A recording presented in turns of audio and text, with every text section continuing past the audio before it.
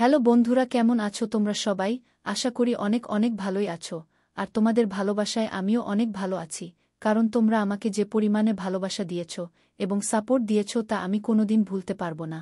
তাই তোমাদেরকে মজা দেওয়ার জন্য আবারও একটি নতুন গল্প নিয়ে হাজির হলাম, গল্পটি শোনার মতো।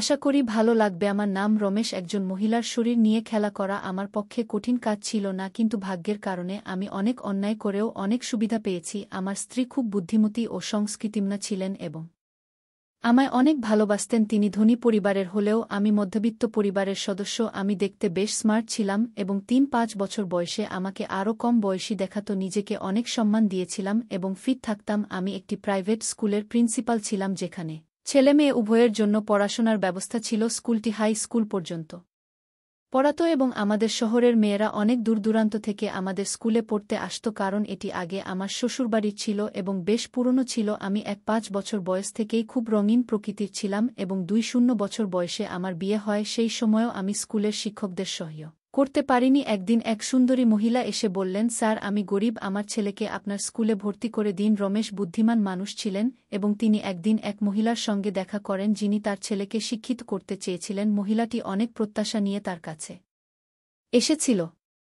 রমেশ তাকে প্রতিশ্রুতি দিলেন যে তার ছেলে বিনামূল্যে পড়াশোনা করতে পারবে, তবে বিনিময়ে তাকে রমেশের সঙ্গে এক রাত কাটাতে হবে। বাধ্য হয়ে মহিলাটি রাজি হয়েছিল। রমেশ সেদিন বাসায় গিয়ে অবাক হয়ে দেখেন যে তার স্ত্রী তাকে প্রতারণা করছে, তার স্ত্রীর সঙ্গে একটি ছেলেকে দেখে তিনি হতবাক হন। এরপর রমেশকে একটি মেয়ে তার অফিসে দেখা করতে চেয়েছিল। তিনি ইচ্ছাকৃতভাবে তাকে অপেক্ষা করিয়ে রেখেছিলেন যাতে সে ক্লান্ত হয়ে চলে যায়, কিন্তু মেয়েটি অপেক্ষা করতে থাকে। শেষে অফিসের দরজায় মেয়েটি এবং আয়া তর্ক শুরু করে এবং রমেশ তা উপভোগ করেন। কিছুক্ষণ পর আমি আমার পরিবারের অন্য সদস্যদের আওয়াজ শুনতে পেলাম। তখন হঠাৎ মেয়েটিকে থামাতে হলো। স্নেহা। মেয়েটি ঝাঁপিয়ে উঠে অফিসের দরজা খুলতেই আমি রেগে গিয়েছিলাম। আয়া আমাকে বাইরে দেখে স্নেহাকে নিয়ে চলে এলো এবং কান্নায় ভেঙে পড়ল। বলল, স্যার, একবার আমার কথা শুনুন। আমি স্নেহাকে নিয়ে অফিসে ঢুকে দরজা বন্ধ করলাম। স্নেহা আরও বেশি কান্না করছিল এবং তার চোখ নাক গাল লাল হয়ে গিয়েছিল। আমি তার হাত ধরে কাছে টেনে নিলাম। বন্ধুরা, আমার গল্পগুলো তোমরা শুনো, কিন্তু সাবস্ক্রাইব করো না দয়া করে। গল্পগুলো ভালো লাগলে চ্যানেলটি সাবস্ক্রাইব করো। আর তোমরা যারা হিন্দি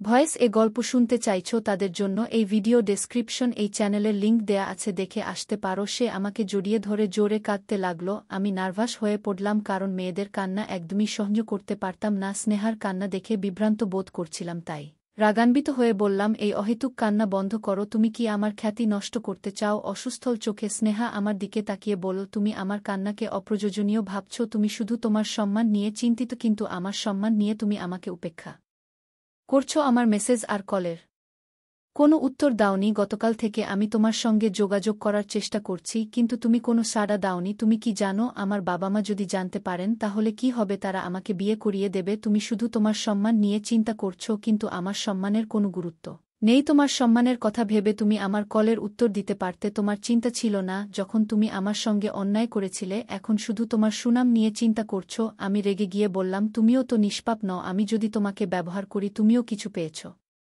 তোমার কথা কেন আমায় ভাবা উচিত? তুমি যা চেয়েছিলে তা হয়েছে। স্নেহা বলল, আমার স্কুল ফি নিয়ে বাবা মা খুবই চিন্তিত ছিলেন। তাদের পক্ষে ফি দেওয়া কঠিন ছিল, তাই আমি স্কুল ছাড়তে চাইনি। তুমি বলেছিলে আমাকে খুশি করলে সব ফি মওকুফ করবে এবং তাতে আমি রাজি ছিলাম। এখন তুমি বলছো সব দোষ আমার। তখন তুমি আমার প্রশংসা করেছিলে, বলেছিলে আমার মতো মেধাবী মেয়ে তোমার স্কুলে দরকার। তুমি বলেছিলে আমি যদি স্কুল ছেড়ে যাই তাহলে তোমার জন্য ক্ষতি হবে। তুমি আমাকে বিশেষ মর্যাদা দিয়েছিলে, আর আমি তোমার বিশ্বাসে মুগ্ধ হয়ে সব করেছি। তুমি বলেছিলে আমার পরিবারের সঙ্গেও কথা বলবে, তাদের রাজি করাবে, এমনকি তোমার ভালোবাসার কারণে তাদের ইচ্ছার বিরুদ্ধে বিয়েও করবে। আমি তোমাকে বিশ্বাস করেছিলাম। এখন তুমি বলছো সব দোষ আমার। তুমি কি বুঝতে পারছো আমি কত বড় সমস্যায় পড়েছি? আমি জানি আপনি আমাকে বিশ্বাস করেন না, তাই প্রমাণ আনতে হয়েছে। স্নেহা একটি রিপোর্ট সামনে ধরে দেখালো, যেখানে প্রমাণ ছিল সে গর্ভবতী। সে আবার কাঁদতে শুরু করল। স্কুলের প্রিন্সিপালের বাচ্চা, আপনি আমাকে এত বড় কষ্টে ফেলেছেন। হতভম্ব হয়ে আমি বললাম, আমি কেন থাকব? তুমি তো অনেক ছেলের সাথে ফ্ল্যাট করেছ। স্নেহা অবাক হয়ে অনেকক্ষণ আমার দিকে তাকিয়ে রইল, তারপর কাঁদতে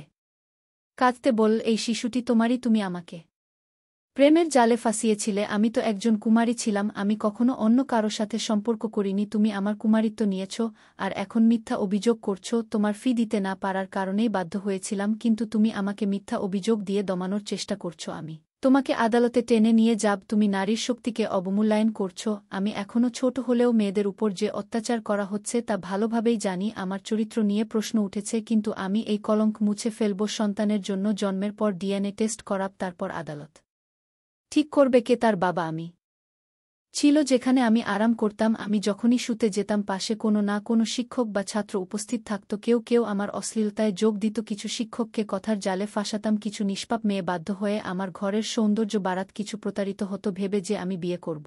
প্রতিশ্রুতির কারণে তারা আমার ইচ্ছানুযায়ী সবকিছু করত, যা হয়তো কখনো ভাবেনি একজন মেয়েটি। স্নেহা প্রথমে আমাকে চ্যালেঞ্জ মনে করত। 6 বছর বয়সী, খুব সুন্দর, জানি না কেন সে আমার কাছে আকৃষ্ট ছিল। তার সিরিয়াস ছিল মাঝে মাঝে। স্কুল ছুটির পরে কিছু মেয়ের অতিরিক্ত ক্লাস হতো। স্নেহা স্কুলের শিক্ষকদের প্রিয় ছিল কারণ সে খুব মেধাবী ছিল। আমি তাকে স্মার্ট মনে করতাম। একদিন সে ফি মওকুফের জন্য আমার কাছে এলে আমি তাকে আমার চিন্তায় নিয়ে যাই। পরের বার তার প্রশংসা করে তাকে আমার প্রেমে ফেলি। আমি তাকে মিথ্যা প্রতিশ্রুতি দিয়ে বলেছিলাম যে আমি তাকে পছন্দ করি। তারপর ছোট ছোট কাজের জন্য বলতাম। স্নেহা আমাকে অফিসে ডাকত। আমি তার বিশ্বাস অর্জনের জন্য ক্লাস টিচারকে বলেছিলাম তার মার্কস অনেক বেড়েছে। সে বারবার আমার অফিসে আসত এবং মনিটর হওয়ার কারণে আমাদের উপর কারো সন্দেহ হতো না। আমি তাকে সাবলীল কথাবার্তায় মুগ্ধ করতাম যাতে সে কাউকে কিছু না বলে। সে এতটাই বিষণ্ণ ছিল যে চাইলেও আমার কথা বলতে পারত না। কিছুদিন পর পর সে আমার হৃদয় ছেড়ে চলে যায়। যদিও এর আগে আমার সাথে এমন হয়নি। মেয়েরা ইচ্ছায় বা অনিচ্ছায়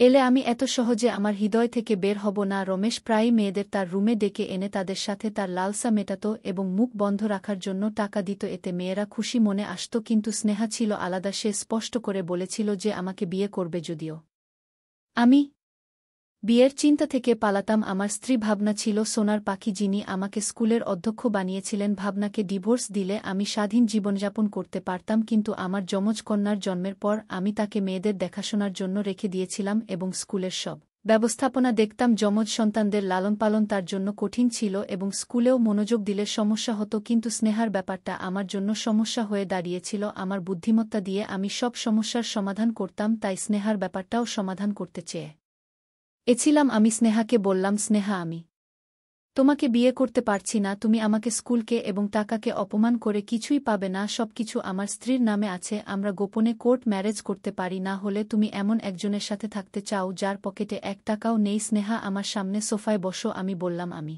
স্কুলের প্রিন্সিপাল, কিন্তু বাস্তবে কিছুই না, শুধু ধনী মানুষ। আমার স্ত্রী প্রিন্সিপাল হতে বলেছে। তুমি যদি প্রিন্সিপাল হও তাহলে আমার এখানে বসার দরকার নেই। তুমি তোমার বাবা মাকে বিয়ের জন্য বলো। তোমার বাবা মা গরিব হলেও তারা তোমাকে সুযোগ দেবে। তুমি পড়াতে পারবে, আরও পড়াশোনা করতে পারবে।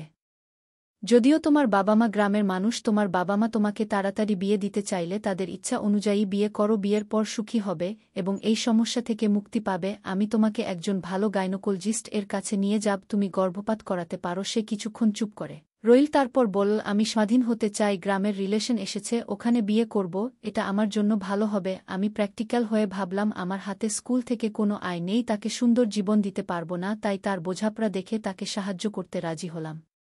তাকে বললাম, আমি এখন 1-2 ঘন্টার জন্য তোমাকে ডাক্তারের কাছে নিয়ে যাব, তারপর তুমি এই বিষয়টি ছেড়ে দেবে। সে রাজি হল। আমি বন্ধুর মাধ্যমে স্নেহার প্রস্রাবের রিপোর্ট পেলাম এবং তাকে বললাম কাউকে কিছু না বলতে। স্নেহাকে ডাক্তারের কাছে নিয়ে যাই। ডাক্তার বললেন এটি সাধারণ ঘটনা নয় এবং গর্ভপাত করাতে ঝুঁকি ছিল। অনেক মেয়েকে এখানে নিয়ে এসেছি, কিন্তু স্নেহার ক্ষেত্রে সমস্যা হচ্ছিল। শেষ মুহূর্তে স্নেহার স্বাস্থ্য অবনতি হল এবং সে মারা গেল। ডাক্তারের সমস্যা হওয়ার সম্ভাবনা ছিল, তাই তাকে মোটা অঙ্কের টাকা দিয়ে চুপ করানো হল। স্নেহার মৃতদেহ নিখোঁজ হওয়া খবর মিডিয়ায় আসে এবং পরে তার মৃতদেহ অরণ্যে পাওয়া যায়। পুলিশ লাশ উদ্ধার করে, কিন্তু আসল অপরাধী অজানা রয়ে গেল। স্নেহার পরিবারের কান্নাকাটি থামল এবং আমি স্বস্তির নিঃশ্বাস ফেললাম। এরপর আমি আবার আমার পুরনো পথে ফিরে এলাম। এই সময় একটি মহিলাকে পেলাম যার টাকার লোভ ছিল না। সে আমাকে বিনামূল্যে শরীর দিয়েছে এবং বিয়ে করতে চায়নি। তার ছেলে আমার স্কুলে বিনা পয়সায় পড়তে চেয়েছিল। সে খুব সুন্দর ছিল এবং তার স্বামী মারা গিয়েছিল। সে একা ছেলেকে নিয়ে ভাড়া বাড়িতে থাকত। আমি তাকে সহজ শিকার মনে করলাম কারণ সে কুমারী ছিল না এবং টাকা নিয়ে কোনো সমস্যা ছিল না। তার ছেলেকে স্কুলে ভর্তি করানোর পর সে অনেক অসহায় হয়ে পড়েছিল। আমি তাকে আমার স্পেশাল রুমে আসতে বললাম। সে কাঁদতে লাগল। আমি বললাম, তুমি রাজি হলে কান্নার কি আছে? যদি না পারো এখান থেকে চলে যাও এবং তোমার ছেলেকেও নিয়ে যাও। সে তার ছেলের লেখাপড়া বন্ধ হতে পারে ভেবে আমার সাথে রুমে আসতে রাজি হলো। সে আমার সাথে থাকাকালীন অশ্রু থামছিল না। আমি তাকে জানিয়েছিলাম যে ভিডিওটি মুছে ফেলা হবে, তবে তাকে আসতে হবে। যখনই ডাকব সে রাজি হলো, কারণ সে তার ছেলেকে স্কুলে রাখতে চেয়েছিল। একদিন বাড়ি ফিরে দেখি আমার মেয়ে কান্নাকাটি করছে। স্ত্রী তাকে মেরে ফেলার হুমকি দিচ্ছিল। আমি তাকে থামিয়ে জিজ্ঞেস করলাম, কেন? স্ত্রী বলল, তোমার মেয়েরা কার সন্তানের মা হতে চলেছে জানো? আমি হতবাক। বড় মেয়ে বলল, আপনার এই মেয়েটিও কি একই পথে যাচ্ছে? আমি ছোট মেয়ের দিকে তাকালাম, যে মাত্র 5 বছরের ছোট মেয়ে বলল, আমি এমন হব না। স্ত্রীর কান ধরে চিৎকার করতে লাগল। তখন আমার চোখে ভেসে উঠল আমি কত মেয়ের জীবন নষ্ট করেছি। আমার বড় মেয়ে তার বয়ফ্রেন্ডের সন্তানের মা হয়েছে, আর সেই বয়ফ্রেন্ড আমার ছোট মেয়েকে প্রেগনেন্ট বানিয়েছে। আমার মেয়েদেরও একই পরিণতি হয়েছে। আমি আমার ভুল বুঝতে পারলাম এবং ঈশ্বরের কাছে ক্ষমা চাইলাম। আমার মেয়েদের জন্য প্রার্থনা করলাম। আমার পরিবার ধ্বংস হয়ে গেছে। আশা করি আমাদের গল্পটি থেকে শিক্ষা গ্রহণ করবেন। গল্পটা কেমন লাগলো জানাতে ভুলবে না। আরও মজার রোমান্টিক গল্প শুনতে চাইলে ভিডিওটি লাইক, শেয়ার এবং চ্যানেলটি সাবস্ক্রাইব করতে ভুলবে না। ধন্যবাদ।